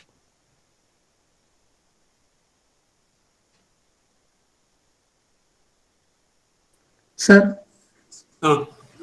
ഡ്രൈവർ ഇല്ലാതെ ഇപ്പോ പബ്ലിക്കിലേക്ക് ഇറങ്ങുന്ന ഒരു വെഹിക്കിൾ, മറ്റേ ടെസ്ലാനൊക്കെ പോലെ, അപ്പൊ ഒരു ആൾക്കാരെ ഹെൽപ്പ് ചെയ്യാൻ വേണ്ടിയുള്ള ഒരു ടൈപ്പ്, ഇപ്പോ ലൈക്ക് ഇപ്പൊ എന്തെങ്കിലുമൊക്കെ ഡെലിവറി ചെയ്യാനുള്ള ഒരു ട്രക്ക് പോലെ ചെറിയ, അപ്പൊ അതിനൊക്കെ ഇറക്കുമ്പോ അതിന്റെ ലീഗലായിട്ടുള്ള കാര്യങ്ങൾ എങ്ങനെയായിരിക്കും? അതിനകത്ത് ഇപ്പൊ ഏറ്റവും കൂടുതൽ റിസർച്ച് നടക്കുന്ന എല്ലാ പ്രധാനപ്പെട്ട വെഹിക്കിൾ കമ്പനീസും അതിനകത്ത് റിസർച്ച് നടത്തുന്നുണ്ട്. അത് ഇന്ത്യയിൽ ഏറ്റവും കൂടുതൽ ലീഡിങ് റിസർച്ച് നടക്കുന്നത് ഇപ്പൊ ടാറ്റയുടെയാണ്. ടാറ്റ മോട്ടോഴ്സിന്റെ അവർ ഓൾറെഡി ആ പ്രോട്ടോടൈപ്പ് ഇത് കൊണ്ട് നടന്നിട്ടുണ്ട്. പക്ഷെ ഇതിനകത്തുള്ള ഒരു ലീഗൽ റിസ്ക് എന്ന് പറഞ്ഞു കഴിഞ്ഞാൽ ഈ നമ്മുടെ ഇന്ത്യൻ റോഡുകളിലൊക്കെ ആക്സിഡന്റിനുള്ള ഇത് പോസിബിലിറ്റി വളരെ കൂടുതലാണ്. കാരണം പെട്ടെന്ന് ആൾക്കാർ റോഡിലോട്ട് ഇറങ്ങുക, നമ്മുടെ ഡിസിപ്ലിൻ ഇല്ലായ്മ, നമ്മുടെ വണ്ടി ഒരു ലൈനിൽ പോകുന്നത് പെട്ടെന്ന് വേറെ വന്ന് കയറി, ഇങ്ങനെയൊക്കെ വരുമ്പോഴത്തേക്കും അതിനൊക്കെ ആഡക്വേറ്റ് ഇൻഷുറൻസ് കവറേജ് ഉണ്ടെങ്കിൽ പോലും ആ ടെക്നോളജി കറക്റ്റ് നമ്മൾ ആദ്യം പല രീതിയിൽ പല സ്ഥലത്ത് ടെസ്റ്റ് ചെയ്ത് വെരിഫിക്കേഷൻ എടുക്കുന്നവരെ എന്താണ് വേറെ റിസ്ക് ഒന്നും വരില്ല. കാരണം നമ്മളത് ടെസ്റ്റ് ഡ്രൈവ് നടത്തുമ്പോഴൊക്കെ നമ്മുടെ ഒരു മാനുവൽ ഇന്റർഫിയറൻസ് കൂടെ ഉള്ളതുകൊണ്ട് ആക്സിഡന്റ് ഒന്നും വരാനോ വരാതിരിക്കാനൊക്കെ നമ്മൾ നോക്കാൻ പറ്റും. പക്ഷെ റിസ്ക് എന്ന് പറഞ്ഞാൽ ഇൻവെസ്റ്റ്മെന്റ് വലുതാണ്. ഈ പ്രൊജക്റ്റ് വരുന്ന ഇൻവെസ്റ്റ്മെന്റ് വലുതാണ്. നാളെ ഇതേപോലെ വലിയ ആൾക്കാരെല്ലാം കളിക്കുന്ന ഒരു മേഖലയാകുന്നതുകൊണ്ട് അവർക്ക് ഫണ്ടിന് ഒരു കുറവുണ്ടാവില്ല. സോ അവർ നന്നായിട്ട് ഫണ്ട് ഇട്ട് തന്നെയായിരിക്കും അത് ചെയ്യുന്നത്. നമ്മളെപ്പോലുള്ള ഒരാൾ കുറെ ഫണ്ട് ഇട്ട് ചെയ്ത് കഴിയുമ്പോൾ നാളെ ഇത് സക്സസ് ആയില്ലെങ്കിൽ വരുന്ന ലോസ് ആണ് ഇതിനകത്ത് ഏറ്റവും വലിയ ക്രൂഷ്യൽ ഇഷ്യൂ. ലീഗലായിട്ട് ഞാൻ വലിയൊരു പ്രശ്നങ്ങൾ കാണുന്നില്ല. കാരണം അതിനുള്ള ടെസ്റ്റും അപ്രൂവൽ ലൈസൻസ് എടുത്തിട്ട് മാത്രമാണ് നമുക്ക് റോഡിൽ കൂടെ ഇത് ചെയ്യാൻ പറ്റുള്ളൂ. അപ്പോൾ അതിനകത്ത് അവർ അടക്കിയിട്ട് നമ്മളോട് മെഷർമെന്റ് ഒക്കെ പറയും, ഇന്ന കാര്യങ്ങൾ നിങ്ങൾ ചെയ്യണം. ഇപ്പൊ ടാറ്റയുടെ വെഹിക്കിളിൽ തന്നെ ആണെങ്കിലും ഡ്രൈവർ അവിടെ ഇരിക്കണം. വണ്ടി ഓട്ടോമാറ്റിക് ആയിട്ടല്ല ചെയ്യുന്നതെങ്കിൽ പോലും ഡ്രൈവർ അത്ര ഉണ്ടാകണം. ഏത് ഇത് വന്നാലും അതിനെ ഇന്നലെ മിറ്റിഗേറ്റ് ചെയ്യാൻ വേണ്ടിയിട്ട് ഇത് ചെയ്യണം. സ്പീഡ് ലിമിറ്റ് വെച്ചിട്ടാണ് അവർക്ക് കൊടുത്തിരിക്കുന്നത്. എനിക്ക് run at only 20 km speed എന്നൊക്കെ പറഞ്ഞിട്ട് അങ്ങനെയായിരിക്കും അവർ കൊടുക്കുന്നത്. അപ്പൊ അതുകൊണ്ട് തന്നെ അതിന്റെ മറ്റ് ലീഗൽ ഇമ്പാക്ട് വരില്ല. ഇതിന്റെ സാമ്പത്തിക ഇമ്പാക്ട് ആയിരിക്കാം ഒരു പക്ഷേ നന്നായിട്ട് അഫക്ട് ചെയ്യാന്നാണ് എനിക്ക് തോന്നുന്നത്. Thank you sir.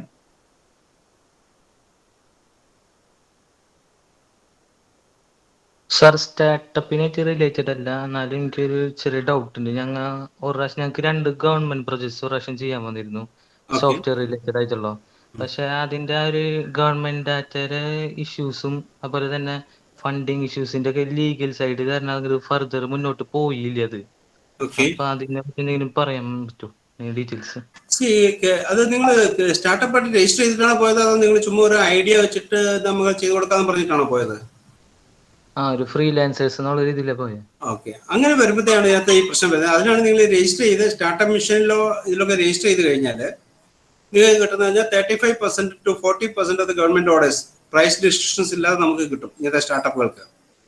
Startup register ചെയ്ത് കഴിഞ്ഞാൽ ഒരു 20% 40% മാർജിൻ അവർ വെച്ചിട്ടുണ്ട്. മറ്റു കമ്പനികളെക്കാളും നിങ്ങളുടെ റേറ്റ് 20%ആണോ 40%? റേറ്റ് എനിക്ക് കൃത്യം ഓർമ്മയില്ല. അത്രയും കൂടുതലാണെങ്കിൽ പോലും നിങ്ങൾക്ക് തന്നെ ഓർഡർ തരും. അങ്ങനെ വരുമ്പോൾ നിങ്ങൾക്ക് പേയ്മെന്റ് കറക്റ്റ് ആയിട്ട് കിട്ടും. നമ്മളൊരു ഇതെന്താണ് ഫ്രീലാൻസർ ആ രീതിയിൽ പോകുമ്പോഴത്തേ അവരും അതിനെ അത്ര ഇതായിട്ട് കാണുന്നില്ല. ഒരു കമ്പനിയാക്കി നമ്മൾ സ്റ്റാർട്ടപ്പ് ആക്കി നമ്മൾ അതിന്റെ രജിസ്ട്രേഷൻ എടുത്തിട്ട് നമ്മൾ പോവുകയാണെങ്കിൽ KSIDC ഒക്കെ തന്നെ നമുക്ക് സപ്പോർട്ട് ചെയ്ത് തരും. അല്ലെങ്കിൽ കേരള സ്റ്റാർട്ടപ്പ് മിഷൻ രജിസ്റ്റർ ചെയ്ത് കഴിഞ്ഞാൽ അവർ നമുക്ക് സപ്പോർട്ട് ചെയ്ത് തരും ഗവൺമെന്റിൽ നിന്ന് ഫണ്ട് കിട്ടാനും കാര്യങ്ങൾക്കും. നമ്മളെല്ലാം പോകുമ്പോൾ ഇത് സാധാരണ നമ്മളൊരു കടയിൽ പോയി കച്ചവടത്തിൽ പോകുന്നവരിക്കും. Thank you.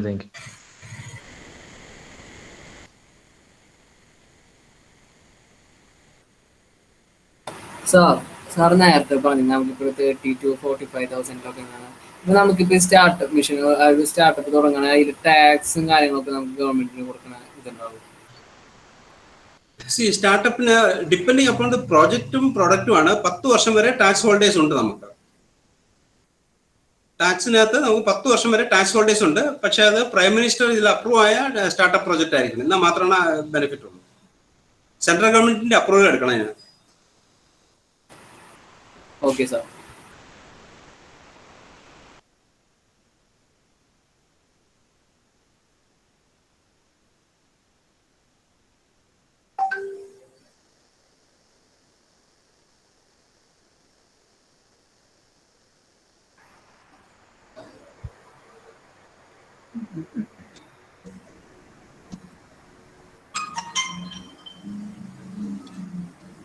നമ്മുടെ GST കുറിച്ച് ഒന്ന് പറയാമോ? GST നമ്മൾ എങ്ങനെയാണ് ഈ സ്റ്റാർട്ടപ്പിൽ അത് അഫക്ട് ചെയ്യുമോ? GST അഫക്ട് ചെയ്യും. ഞാൻ കേട്ടിരിക്കുന്ന ഒരു 3 years എന്തോ GST എക്സംഷൻ ഇല്ല. GST അങ്ങനെ എക്സംഷൻ ഇല്ല. GST ടേൺ ഓവർ ബേസ്ഡ് ആണ്. അപ് ടു 20 lakhs നമ്മുടെ സർവീസ് ആണെങ്കിലും പ്രോഡക്റ്റ് ആണെങ്കിൽ 40 lakhs. If you are exceeding that നമ്മൾ GST രജിസ്ട്രേഷൻ എടുത്തിരിക്കണം. പിന്നെ നമുക്കുള്ള നമ്മുടെ ഏരിയനെ ഡിപ്പെൻഡ് ചെയ്തിരിക്കും. ലൈക്ക് നമ്മൾ ഇപ്പം സ്പെഷ്യൽ എക്കണോമിക് സോൺ ആണ്, അങ്ങനെയുള്ളടത്ത് എക്സംഷൻ ഉണ്ട്. പിന്നെ നമ്മുടെ പ്രോഡക്റ്റ് എക്സ്പോർട്ട് ചെയ്യുകയാണെങ്കിൽ നമുക്ക് എക്സംഷൻ ഉണ്ട്. അപ്പോൾ നമുക്ക് റീഫണ്ട് ആയിട്ട് കിട്ടും മറിച്ച് GST ബേസിക്കലി ഇങ്ങനെ കാര്യങ്ങൾക്കൊന്നും GST എക്സംഷൻ ഇല്ല.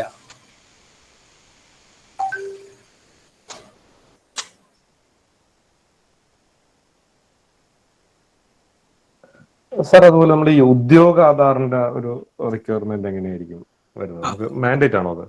മാൻഡേറ്ററി ഒന്നുമല്ല. ഉദ്യോഗാധാരം കൊണ്ട് നിങ്ങൾക്ക് കിട്ടുന്ന ഒരു ഗുണം എന്ന് പറഞ്ഞാൽ ഒന്ന് ഗവൺമെന്റ് ഒരു രജിസ്ട്രേഷൻ ഉണ്ട്. 2 നമുക്ക് നമ്മൾ ഒരാൾക്ക് ഒരു സാധനം വിറ്റ് കഴിഞ്ഞാൽ വിതിൻ 45 days അവർ പൈസ തന്നിട്ടില്ല എങ്കിൽ നമ്മൾ ഉദ്യോഗാധാർ തരുന്ന നമ്മുടെ ഇതുണ്ട് SME ആണ്, സ്മോൾ ആൻഡ് മീഡിയം ഇൻഡസ്ട്രിയൽ ഇതിന്റെ ഡിപ്പാർട്ട്മെന്റിലാണ്. അവിടെ കംപ്ലൈന്റ് ചെയ്ത് കഴിഞ്ഞാൽ നമുക്ക് വിത്ത് ഇൻട്രസ്റ്റ് അവർ പൈസ മേടിച്ചു തരും. അതാണ് ഉദ്യോഗാധാറിന്റെ ഏറ്റവും വലിയ അഡ്വാൻറ്റേജ്. അതിന്റെ ഒരു ഡിസഡ്വാൻറ്റേജ് എന്താണെന്ന് വെച്ച് കഴിഞ്ഞാൽ പലപ്പോഴും അവർ ആ പൈസ കിട്ടും, പക്ഷെ പിന്നീട് അവർക്ക് നമ്മുടെ അടുത്ത് കസ്റ്റമറായിട്ട് വരണമെന്നില്ല. നമുക്കെതിരെ വേറെ ഇത് പറയാം, അവന്റെ അടുത്ത് പോകാൻ കേട്ടോ, അവൻ ഈ ഉദ്യോഗാധാരം വെച്ച് നമുക്ക് പണി തരും, അതുകൊണ്ട് അവന്റെ അടുത്ത് സാധനം മേടിച്ചേക്കരുന്നുള്ള ആ ഒരു മാർക്കറ്റ് ഇഷ്യൂ ഉണ്ട്. അല്ലെങ്കിൽ ഇതിന്റെ ഏറ്റവും വലിയ അഡ്വാൻറ്റേജ് ഇതാണ്, നമുക്ക് പലപ്പോഴും അവരെ പേടിപ്പിക്കാൻ പറ്റും. ഞങ്ങളുടെ കംപ്ലൈന്റ് ചെയ്യണോ, ഞങ്ങളുടെ പൈസ തരണം എന്നൊക്കെ പറഞ്ഞ് നമുക്ക് അവരെ ആ രീതി ഭീഷണിപ്പെടുത്തി മേടിക്കാം. പക്ഷെ നമ്മൾ കംപ്ലൈന്റ് ആയിട്ട് പോയി കഴിഞ്ഞാൽ ചിലപ്പോൾ നേരെ റിവേഴ്സ് എഫക്റ്റ് ആയിരിക്കും ഉണ്ടാകുക മാർക്കറ്റ്. നമുക്ക് സർവീസ് ആണെങ്കിലും നമുക്ക് ഉദ്യോഗം എടുക്കാം അല്ലേ? എടുക്കാം, ഇപ്പൊ എന്തിനും എടുക്കാം. നേരത്തെ പ്രൊഡക്ട്സിന് മാത്രമേ ഉണ്ടായിരുന്നുള്ളൂ, ഇപ്പൊ സർവീസിന് നമുക്ക് ലിസ്റ്റ് ചെയ്തിട്ടുണ്ട്. അല്ല സാറേ, നമ്മൾ MSME രജിസ്റ്റർ ചെയ്യുമ്പോഴത്തേക്ക് ഇപ്പോ സാധാരണ ഇപ്പൊ സ്റ്റാർട്ടപ്പ് മിഷനിലൊക്കെ ആണെന്ന് രജിസ്റ്റർ ചെയ്യണമെങ്കിൽ നമുക്ക് ഇന്നോവേറ്റീവ് ആയിട്ടുള്ള ഒരു പ്രൊഡക്റ്റ് ആയിരിക്കണ്ടല്ലോ. അപ്പോ നമ്മൾ ഇന്നോവേറ്റീവ് ആയിട്ടുള്ള പ്രൊഡക്റ്റ് ആണ് നമ്മൾ MSME രജിസ്റ്റർ ചെയ്യണം നിർബന്ധമുണ്ടോ? MSME രജിസ്ട്രേഷൻ രണ്ടാണ്. MSME എന്ന് പറഞ്ഞാൽ സ്മോൾ ആൻഡ് മീഡിയം ഇൻഡസ്ട്രീസ് എന്ന് നമ്മുടെ ആ ഒരു സൈസിനെ വെച്ചിട്ടാണ് ഇത് കിട്ടുന്നത്. അത് MSMEയുടെ കുറച്ച് സബ്സിഡീസ് ഉണ്ടാവും, നമുക്ക് അത് കിട്ടും. പിന്നെ ഈ പറഞ്ഞൊരു ബെനിഫിറ്റ് ഞാൻ പറഞ്ഞല്ലോ, പൈസ നമുക്ക് കളക്ട് ചെയ്യാനുള്ള ഒരു ബെനിഫിറ്റ്. പിന്നെ MSME രജിസ്റ്റർ ചെയ്താലാണ് നമുക്ക് ഏറ്റവും കൂടുതൽ ഇതായിട്ട് ഗവൺമെന്റിന്റെ പർച്ചേസ് ആൻഡ് സെയിൽസിൽ നമുക്കൊരു പ്രയോറിറ്റി ഉണ്ട്. അപ് ടു 40% വരെ പ്രൈസ് ഡിഫറൻസ് ഉണ്ടെങ്കിൽ പോലും നമ്മുടെ ഇത് മേടിക്കണമെന്നും, കൂടാതെ ഗവൺമെന്റിന്റെ ഈ പല പ്രോജക്റ്റുകളിലും ഇന്ന കുറെ സാധനങ്ങൾ നമുക്ക് വേണ്ടി ഈ MSMEക്ക് വേണ്ടി രജിസ്റ്റർ ചെയ്തിട്ടുണ്ട്, റിസർവ് ചെയ്തിട്ടുണ്ട്. ഇത്രയും സാധനങ്ങൾ MSME മാത്രമേ മേടിക്കാവുള്ളൂ എന്ന് പറഞ്ഞിട്ട് തന്നെ ഉണ്ട്, ഡയറക്ഷൻസ് ഉണ്ട്. സോ ദാറ്റ് വേ ഒരു നമുക്ക് മാർക്കറ്റിംഗിന് കുറച്ചും കൂടെ അഡ്വാൻറ്റേജ് കിട്ടും. അതാണ് MSME കൊണ്ടുള്ള ഗുണം. നമ്മൾ ഇത് രണ്ടിടത്ത് രജിസ്റ്റർ ചെയ്യുന്നത് നമുക്ക് പ്രശ്നമുണ്ടോ? നമ്മൾ MSME പ്ലസ് സ്റ്റാർട്ടപ്പ് ഇല്ല, ഒരു പ്രശ്നമില്ല. നമുക്ക് MSME രജിസ്റ്റർ ചെയ്യാം, നമുക്ക് സ്റ്റാർട്ടപ്പ് രജിസ്റ്റർ ചെയ്യാം, അവിടെ എല്ലാം രജിസ്റ്റർ ചെയ്യാം. അതിനകത്തൊന്നും ഇന്നോവേഷൻ കൗൺസിൽ രജിസ്റ്റർ ചെയ്യാം. ഇവിടെ ഒന്നും നമുക്ക് പ്രശ്നങ്ങളൊന്നുമില്ല. Okay sir, thank you.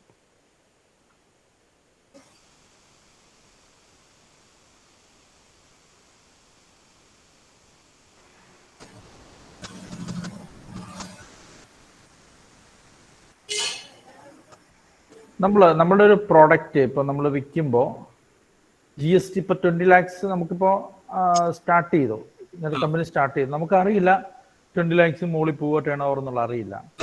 അപ്പൊ നമ്മൾ സ്റ്റാർട്ട് ചെയ്തപ്പോൾ നമുക്ക് GST എടുത്തില്ല. പക്ഷെ 20 lakhs മുകളിൽ പോയി കഴിഞ്ഞാൽ മാത്രം മാസം എടുത്താൽ മതി. Okay okay okay. നമ്മൾ എന്നാണോ ഇപ്പൊ April 1 തുടങ്ങി, June 1 കഴിഞ്ഞിട്ട് June 5 നമുക്ക് GST എക്സീഡ് ചെയ്യുന്നതെങ്കിൽ അതിനോട് നമുക്ക് GST ചാർജ് ചെയ്ത് ബില്ല് ചെയ്യാൻ തുടങ്ങണം. പക്ഷെ ആ സമയത്ത് രജിസ്ട്രേഷൻ കൊടുത്തിട്ട് ആ എക്സീഡ് ചെയ്യുന്ന ആ ട്രാൻസാക്ഷൻ തൊട്ടുള്ളതിന് GST നമ്മൾ അടയ്ക്കണം, അത്രേ ഉള്ളൂ. ഓക്കെ. അപ്പൊ GST നമ്മള് ജസ്റ്റ് GSTയുടെ പ്രൊസീജിയർ എന്ന് പറയാം. നമ്മളിപ്പോ ഒരു GST നമ്മൾ ഒരാളുടെ നമ്മുടെ സാധനം കൊടുത്തു, അപ്പൊ GST ബില്ല് നമ്മൾ പേ ചെയ്യുന്നു, അവർക്ക് GST ബില്ല് കൊടുക്കുന്നു, അവരുടെ GST അഡീഷണൽ എമൗണ്ട് വാങ്ങിക്കുന്നു. ഈ GST ആണ് നമ്മൾ പേ ചെയ്യുന്നത്, അല്ലേ? അതിന്റെ ശരിക്കും പറഞ്ഞാൽ GST എന്ന് പറഞ്ഞു കഴിഞ്ഞാൽ ഒരു സെപ്പറേറ്റ് കോമ്പണന്റ് ആയിട്ടാണ് ഇപ്പം നമ്മുടെ GST വർക്ക് ചെയ്യുന്നത്. നമ്മളൊരു പ്രൊഡക്റ്റ് മേടിക്കുന്നു, നമ്മുടെ മാർജിനൂടെ ആഡ് ചെയ്യുന്നു, എന്നിട്ട് നമ്മൾ വിൽക്കുന്നു. അല്ലെങ്കിൽ നമ്മളൊരു പ്രൊഡക്റ്റ് മേടിക്കുന്നു, നമ്മൾ അതിലൂടെ നമ്മുടെ കുറെ കൂടെ ആഡ് ചെയ്തിട്ട് നമ്മൾ വേറെ പുതിയ പ്രൊഡക്റ്റ് ആയിട്ട് നമ്മൾ വിൽക്കുന്നു. നമ്മൾ വിൽക്കുമ്പോൾ എന്താ ചെയ്യുന്നത്? നമ്മൾ പാർട്ടിയുടെ കയ്യിൽ നിന്ന് നമ്മൾ GST കളക്ട് ചെയ്യും. ഓക്കെ. ആ പ്രൈസിന്റെ മുകളിൽ നമ്മൾ പ്ലസ് 12% അല്ലെങ്കിൽ 18% അല്ലെങ്കിൽ 5% വാട്ട് ഓവർ ദ സ്ലാബ്, ആ സ്ലാബ് വെച്ചിട്ട് നമ്മുടെ പ്രൊഡക്റ്റിന്റെ കാറ്റഗറി അനുസരിച്ച് നമ്മൾ ടാക്സ് കളക്ട് ചെയ്യുന്നു. അതിനുശേഷം നമ്മൾ മേടിച്ച സാധനങ്ങൾക്ക് എത്ര ടാക്സ് നമ്മുടെ കയ്യിൽ ഉണ്ടെന്ന് നോക്കും. നമ്മൾ ഓൾറെഡി എത്ര ടാക്സ് സർക്കാരിലേക്ക് അടച്ചെന്ന് നോക്കും പർച്ചേസ് ചെയ്തതിന്. അതിന്റെ ഓഫ്സെറ്റ് ചെയ്തിട്ട് നെറ്റ് ഡിഫറൻസ് ഉണ്ടെങ്കിൽ മാത്രം അടച്ചാൽ മതി. ഇപ്പൊ ഞാൻ ഈ മാസം 10 ലക്ഷം രൂപയുടെ സാധനം മേടിച്ചിട്ട് സ്റ്റോക്ക് വെച്ചിട്ടുണ്ട്. ഈ വർഷം എനിക്ക് 5 ലക്ഷം രൂപയുടെ സെയിലേ ഉള്ളതെങ്കിൽ എനിക്ക് 5 ലക്ഷത്തിന് മുകളിൽ വരുന്ന ടാക്സും 10 ലക്ഷത്തിന് ഞാൻ ടാക്സ് അടച്ചിട്ടുണ്ടെങ്കിൽ എനിക്ക് പിന്നീട് ടാക്സ് മാസം അടയ്ക്കേണ്ട ആവശ്യമില്ല, റിട്ടേൺ മാത്രം ഫയൽ ചെയ്താൽ മതി. വേറെ ഞാൻ 15 ലക്ഷത്തിന് വിറ്റെങ്കിൽ 15 ലക്ഷത്തിന് മുകളിൽ നമ്മൾ ടാക്സ് കളക്ട് ചെയ്യുന്നു. 10 ലക്ഷത്തിന് മുകളിൽ കിട്ടിയ ടാക്സ് ഉണ്ടെങ്കിൽ അതിന് നെറ്റ് ഓഫ് ചെയ്തിട്ട് ബാക്കിയുള്ള 5 ലക്ഷത്തിന് മുകളിലുള്ള ടാക്സ് മാത്രം നമ്മൾ അടച്ചാൽ മതി. ഇതാണ് ബിസിനസ് ഏറ്റവും വലിയ അഡ്വാൻറ്റേജ് ആയിട്ട് വരുന്നത്. ഇതുകൊണ്ട് വർക്കിംഗ് ക്യാപിറ്റൽ ബ്ലോക്ക് ആകില്ല. Okay okay okay okay.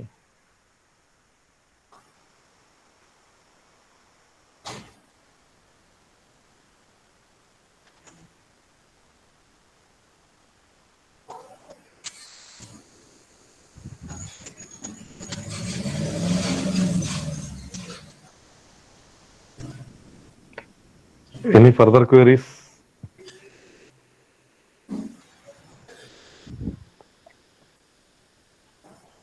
ഒരു ബുക്കുണ്ട്, ഇതാണ് മാനുവൽ ഫോർ ഇന്ത്യൻ സ്റ്റാർട്ടപ്സ് എന്ന് പറഞ്ഞിട്ട് ഒരു ബുക്കുണ്ട്.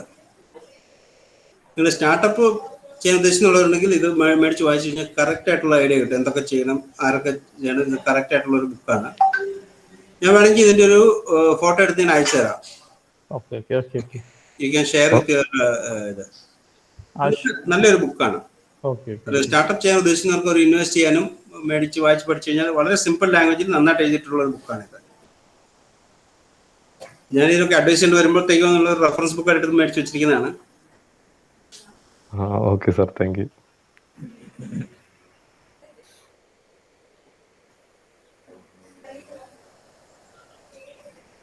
So, any more queries?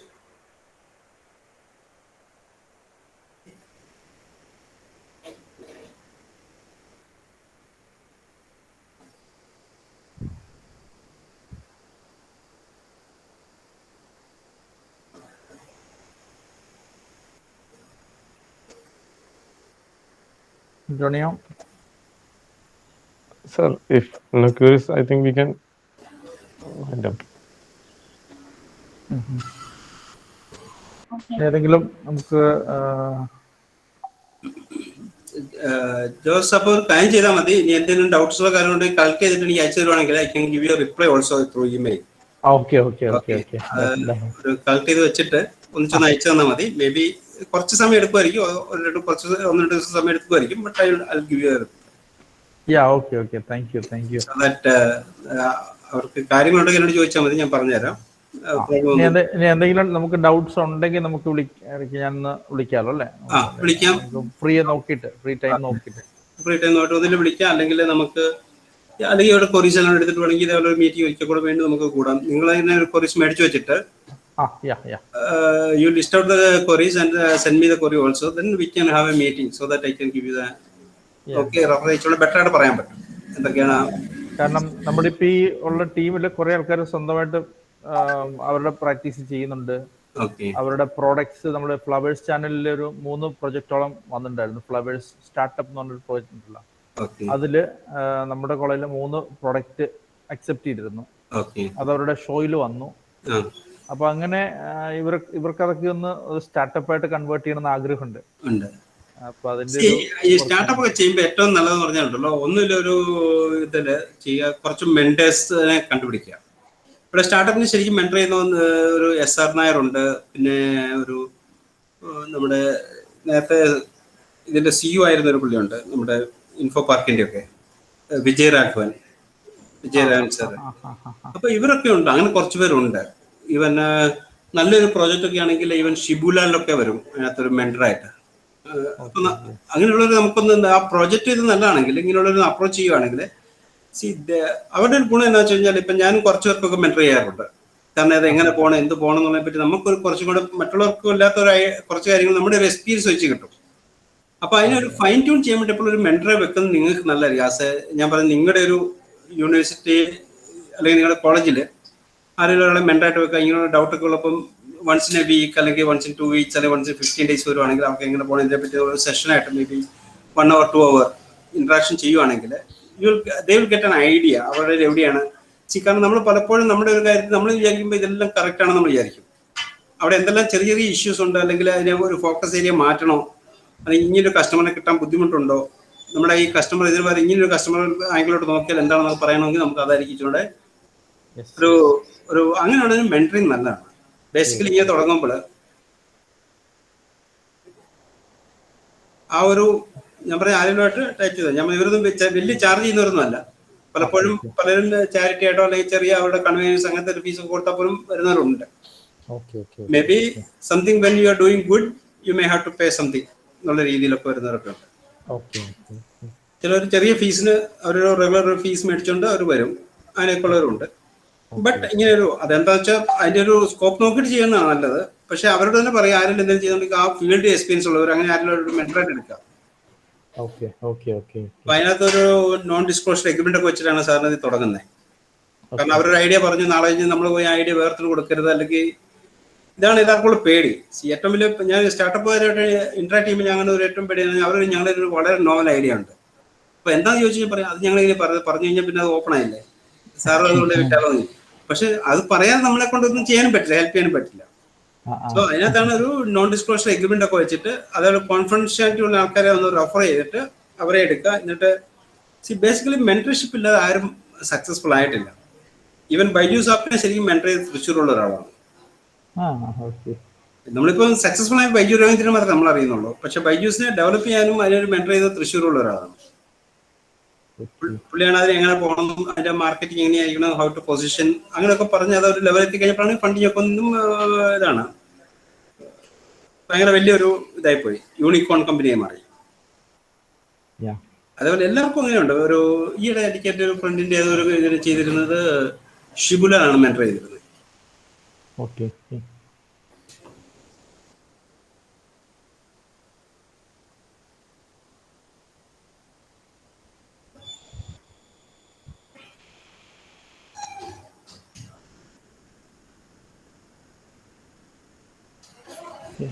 Yes, Antonio. Sir നമുക്കിപ്പോ സാർ പറഞ്ഞ പോലെ നമുക്ക് ഇനി എന്തെങ്കിലും ഒരു കോമൺ ആയിട്ട് ക്യൂറീസും കാര്യങ്ങളൊക്കെ എന്തെങ്കിലും അറേസ് ചെയ്യുകയാണെങ്കിൽ നമുക്കത് കളക്ട് ചെയ്തിട്ട് നമുക്ക് സാറിനെ കോൺടാക്ട് ചെയ്യാം. Yeah, okay, right. അപ്പോൾ നമുക്കൊന്ന് ഒഫീഷ്യലി വൈൻഡപ്പ് ചെയ്താലോ? ഒഫീഷ്യലി വൈൻഡപ്പ് ചെയ്യാം സാർ. ആരാണ് വൈൻഡപ്പ് ചെയ്യുന്നത്? Anagha. Okay. Thank you, sir, for such an enlightenment entrepreneurship. Our interaction section has come to an end. Learn to be thankful for what you already have while you pursue all that you want. Now I invite Akhil Kumar, CEO, IEDC UVC, to deliver a vote of thanks. Good evening, everyone. Myself, Akhil Kumar. I am here to present the vote of thanks for today's interactive session. I would like to thank our chief guest and speaker of the session, Mr. Saji K. Thomas, for the informative session on how to plan for startup and legal and ethical steps needed. It was really informative. I really appreciate that. I am pretty sure that the precious knowledge you give us will definitely help us in the future. Once again, I would like to thank Mr. Saji K. Thomas, sir, for taking out time from his busy schedule and sharing us with the knowledge. Thank you so much. Thank you. Now I would also like to thank our principal, Dr.